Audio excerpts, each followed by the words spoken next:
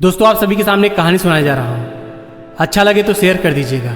यकीन खुद पर हो तो भगवान भी आपका साथ देते हैं। ये कहानी इस बात को साबित कर देती है। एक बार कैंसर के मशहूर डॉक्टर मजीद को नई दिल्ली में अवार्ड सेरेमनी में लाइफ टाइम अचीवमेंट अवार्ड देने के लिए बुलाया जाता है।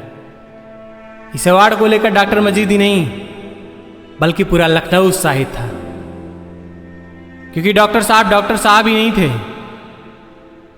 बेहद अच्छे इंसान भी थे। डॉक्टर साहब सेरेमनी वाले दिन सुबह में फ्लाइट पकड़ने के लिए एयरपोर्ट पहुंचते हैं, पर कुछ टेक्निकल खराबी हो जाने के कारण फ्लाइट कैंसिल हो जाती है और दुर्भाग्यवश कोई नेक्स्ट फ्लाइट भी नहीं होती है। डॉक्टर मजीद सोचते हैं चलो कोई बात नहीं, सेरेमनी तो शाम को है और लखनऊ से दिल्ली केवल 6 से 7 घंटे का रास्ता है, टैक्सी से निकल चलेंगे। वे जल्द ही एक टैक्सी हायर करके दिल्ली की तरफ बढ़ने लगते हैं। आधे रास्ते तक सब कुछ ठीक चलता रहा, लेकिन अचानक ड्राइवर कहता है साहब सामने देखिए, बहुत बड़ा जाम लगा हुआ है। अगर हम इस रास्ते से जाएंगे तो पूरी रात लग जाएगी और हम पहुंच नहीं पाएंगे। अगर आप कहें तो दूसरा रास्ता ट्राई करूं।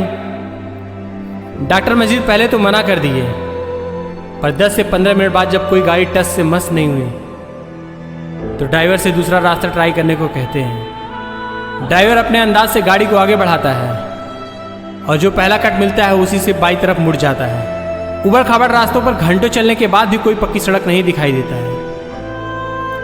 डॉक्टर मजीद मायूस हो जाते हैं। तभी उनको दूर पर एक झोपड़ी दिखाई देती है। डॉक्टर साहब ड्राइवर को गाड़ी झोपड़ी के पास ले जाने को कहते हैं। ड्राइवर गाड़ी को झोपड़ी के पास रोकता है और दोनों उतरकर झोपड़ी के पास पहुंचते हैं और आवाज़ लगाते हैं, कोई है क्या? तभी झोपड़ी से एक बूढ़ी माँ निकलकर बाहर आती हैं और पूछती हैं, क्या बात है बेटा, क्यों पुकार रहे हो? माता जी हम लोगों को दिल्ली जाना था, पर हम लोग शायद रास्ता भटक गए हैं, क्या आप हमारी मदद कर सकती हैं? ड्राइवर बूढ़ी माँ से निवेदन करने लगा, बिल्कुल मदद करूँगी बेटा, पहले आप थोड़ा सा पानी पी लीजिए, फिर आप लोग निकल जाइएगा। डॉक्टर और ड्राइवर अंदर आते हैं और बूढ़ी माँ उन दोनों के लिए पानी और गुड़ लेके आती है। जब बूढ़ी माँ पानी दे रही थी, उनके कपकपाते हुए हाथों को देखकर डॉक्टर साहब उदास हो गए और आगे बात करने लगे। डॉक्टर मजीद इतना अच्छा व्यवहार पाकर बूढ़ी माँ से पूछ ही लिया कि आप यहाँ अकेली रहती हैं क्या? बूढ़ी माँ ने कहा, नहीं मेरा पोता भी रहता है, बेचारे के माता पिता बचपन में ही मर गए, तब से मैं ही उसका ख्याल रखती हूँ। देखिए ना, बेचारा बिस्तर पर बीमार पड़ा है, शायद ये भी मुझे कुछ दिनों बाद छोड़कर चला जाएगा। और इतना कहकर उनकी आंखों से आंसू निकलने लगे। डॉक्टर मजीद आगे बढ़ते हैं और कहते हैं, कुछ नहीं होगा, बताइए क्या हुआ इस नन्हे बालक को? इस अभागे को कैंसर हुआ है साहब। लोग कहते हैं इसका इलाज लखनऊ के डॉक्टर मजीद के पास ही है। बहुत कोशिश की, कई बार चक्कर लगाई, पर डॉक्टर साहब से मुलाकात नहीं हो पाई। अब तो बस ऊपर वाले पर छोड़ दिया है। अगर मैंने सच्चे मन से उसको माना होगा तो एक दिन मेरी मदद जरूर करेगा।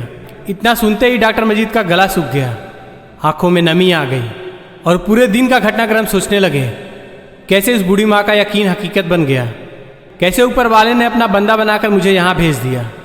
गहरी सांस लेते हुए डॉक्टर मजीद बोलते हैं, मैं ही डॉक्टर मजीद हूँ, आपके उस ऊपर वाले ने मुझे यहाँ भेजा है, चलिए मेरे साथ आज से इस बालक का इलाज शुरू करेंगे। फिर ड्राइवर से बोलते हैं, ड्राइवर गाड़ी वापस ले लो। ड्राइवर डरते हुए बोलता है, आपका life time achievement award. Doctor बोले, किसी की ज़िंदगी से बढ़कर नहीं है अवार्ड, जैसा मैं कहता हूँ वैसा करो। और सभी गाड़ी में बैठकर लखनऊ वापस लौट आए। आज डॉक्टर मजीद के बारे में लोग क्या सोचते हैं पता नहीं, पर डॉक्टर मजीद ने एक बार जरूर साबित कर दी कि इंसानियत अभी भी जिंदा है।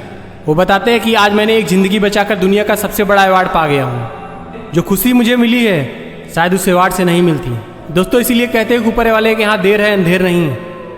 यदि आप सच्चे दिल से किसी चीज़ में यकीन रखते हैं और उसके लिए हर संभव प्रयास करते हैं तो एक न एक दिन वो दिन जरूर आ जाएगा। इसलिए उस बूढ़ी माँ की तरह दृढ़ विश्वास रखिए। जो कुछ आप पाना चाहते हैं उसके लिए हर कर्म करिए, लेकिन फल कहाँ से मिलेगा वो भगवान पर छोड़ दीजिए। अगर आप सच्चे हैं तो डॉक्टर मजीद एक न एक दिन आपको भी मिल जाएंगे। ये कहानी कैसी लगी दोस्तों, प्लीज़ कमेंट बॉक्स में लिख के बताइएगा। मैं आपका दोस्त शैलेश मिलता हूँ एक नई कहानी के साथ। बहुत सारा प्यार दीजिए। बहुत बहुत धन्यवाद। Bye bye.